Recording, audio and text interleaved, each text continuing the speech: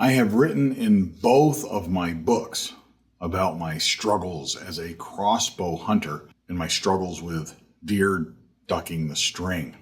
Granted, if you're using more modern equipment, it's not such a big deal. It's not such an issue with reasonable shots and modern speed crossbows. 375 feet per second up to like 450 feet per second, somewhere in that range. And again, reasonable shot distances. It's not just the speed of the arrow traveling, however. Now, I've done videos on this before, and I firmly believe those to be accurate. The sound of that arrow, however, has to get to the deer, and it's not like once the sound gets there, the deer disappears. That's not what happens. People forget that the deer has to process that sound, and the deer has to then start to move. And they don't even move all at once.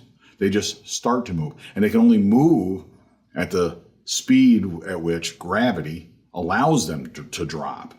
So for that reason, it takes a little time for them to react. You understand? It's really, really fast. I get that. But it's not like just the speed of sound is the consideration. But here is one thing that people don't talk about when it comes to deer ducking the string.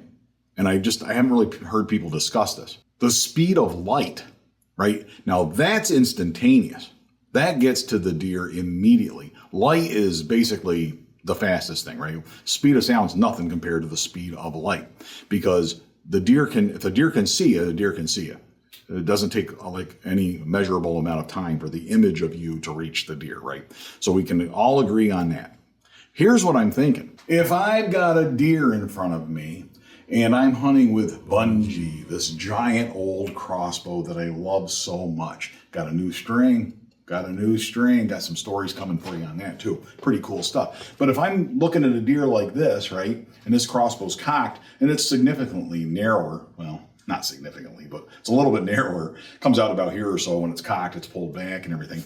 And I'm sitting here looking at a deer like this, I pull the trigger, right? What happens? All of a sudden, those limbs expand and they move out toward the deer. That visibility, that scene, that image gets to the deer immediately. Now, on one hand, you might be thinking, well, why? That only matters if the deer's looking at you.